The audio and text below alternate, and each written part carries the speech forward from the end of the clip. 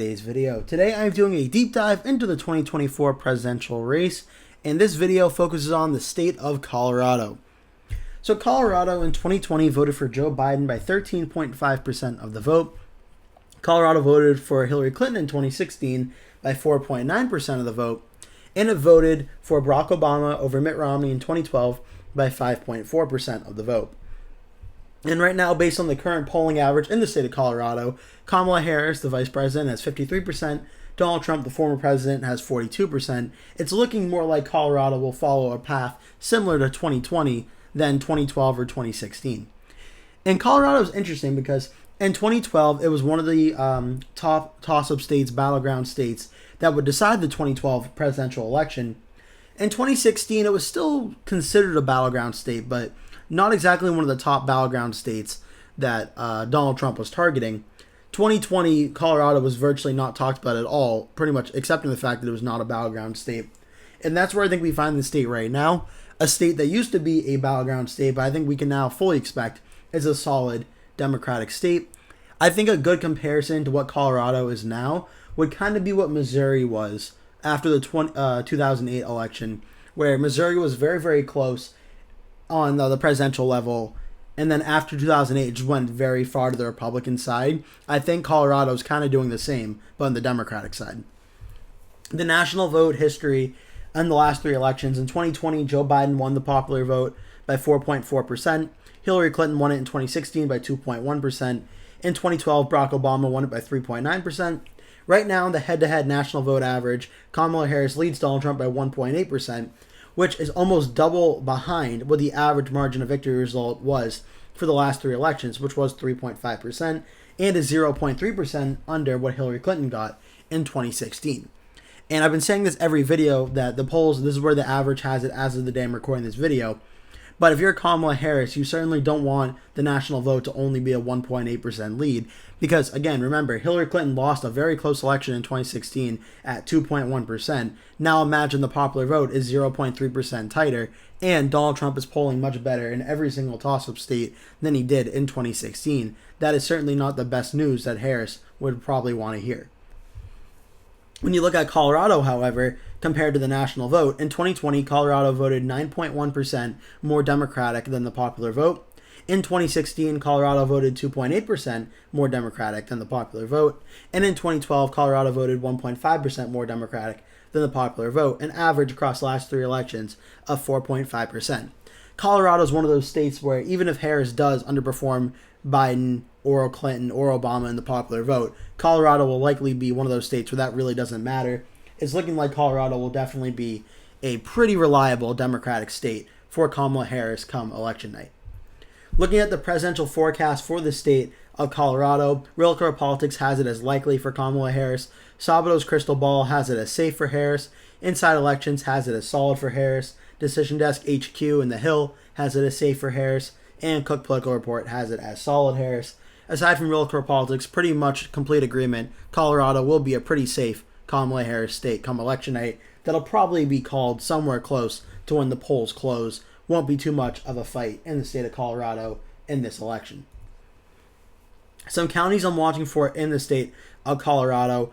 Arapahoe County is the first one I'm watching. This is where the close elections in Colorado used to be fought. In 2012, it was 9.9% for Obama over Romney. 2016, it was 14.1% for Clinton over Trump. And in 2020, it was 24.6% for Biden over Trump. I don't think Colorado is going to be competitive, but if it is, I'm watching Arapahoe County. Does Trump do better than the 24.6% that Biden got in 2020? If he does, maybe the margins of victory in the state may be down from where it was in 2020. If it's even larger, then I think we can certainly expect Kamala Harris to outperform Biden's numbers statewide in Colorado. Jefferson County as well, another suburb of Denver like Arapahoe, 4.9% for Obama over Romney in 2012, 6.9% over Clinton over Trump in 2016, and then a massive jump, 18.5% over Trump or Biden over Trump in 2020, a massive jump. I'm watching Jefferson again to see if there's another big jump, if it remains the same, or where if Harris's numbers go down in this county. That is one I'm definitely watching for. Gilpin at 16.1, 1.9 in 2016, and 9.3 in 2020. Gilpin, I think, is going to be very, very close, but I think certainly we're going to watch this one intensely to see if the numbers go up or down from 2020. That's what I'm watching for very closely. Clear Creek, 12-point win for Obama in 2012, 2.6 in 2016, 13 in 2020. I mean, again, very similar to the other counties that I'm watching for. What are the margins in these counties? Is Trump doing better or worse than he did in 2020? El Paso County, 20.4% in 2012, 22.3 in 2016, and 10.8 in 2020. Almost a 12-point jump or decrease for Trump from 2016 to 2020. I'm watching El Paso closely to see, does Trump's numbers go down here following that trend from 16 to 2020, and if so, by how much? That's just a quick county I'm watching for as well. Looking statewide for Colorado, in 2020, Joe Biden got 55.4% of the vote. Donald Trump got 41.9%. Gilpin was 53.1 to 43.8. Clear Creek County was 55 to 42.1. Arapahoe was 61 to 36.4. Jefferson 57.9 to 39.3. And El Paso was 53.5 to 42.8.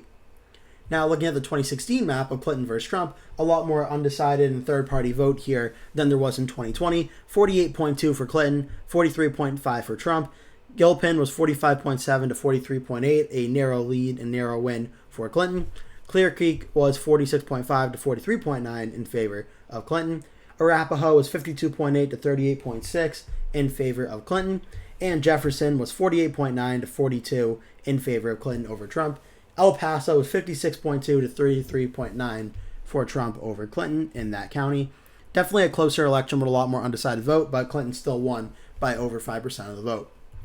2012, the last time Colorado was really considered to be one of the top battleground states in the country. Barack Obama got 51.5% of the vote statewide.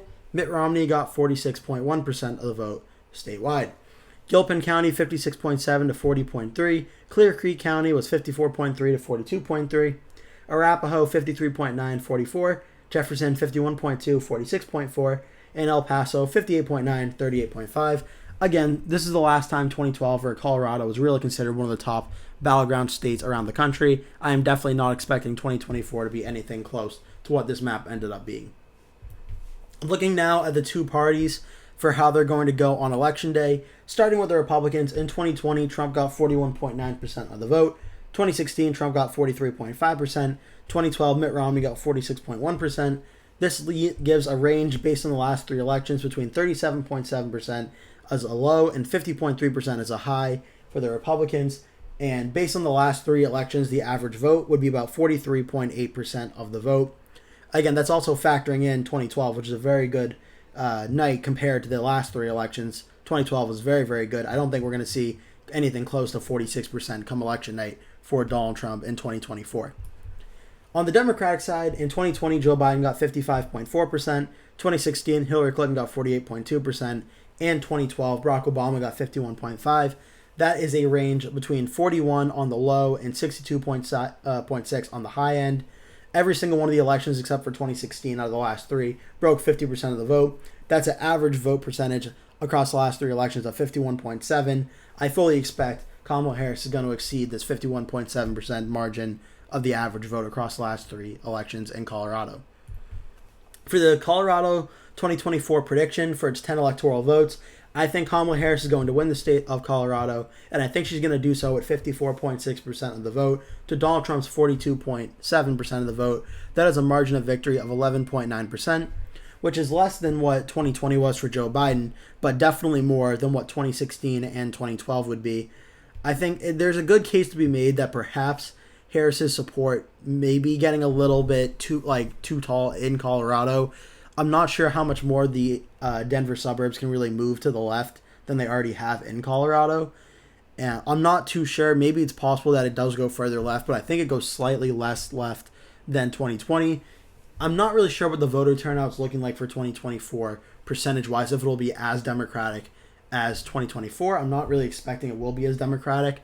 Meaning I think the popular vote will be less than the popular vote percentage will be less than what it was in 2020.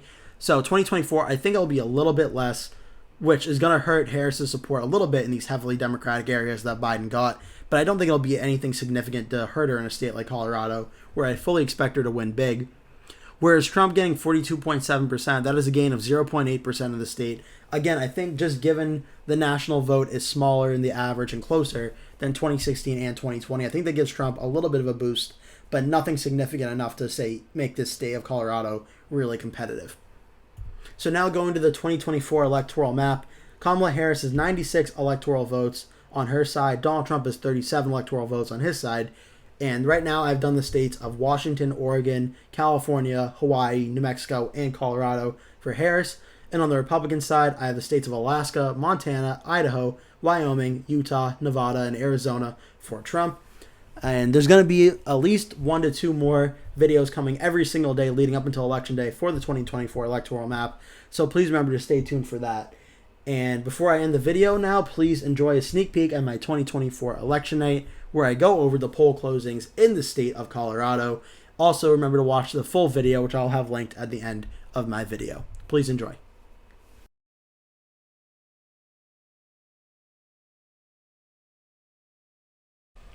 It is now 9 p.m. on the East Coast, and we have a second huge poll closings of the night, including several key, very important battleground states. The states with their polls closing right now are Arizona, Colorado, Kansas, Louisiana, Michigan, Minnesota, Nebraska, New Mexico, New York, North Dakota, South Dakota, Texas, Wisconsin, and Wyoming. Now let's take a look at what projections we can make at this time. In the state of Colorado and its 10 electoral votes, we can project that Vice President Kamala Harris has won the state of Colorado.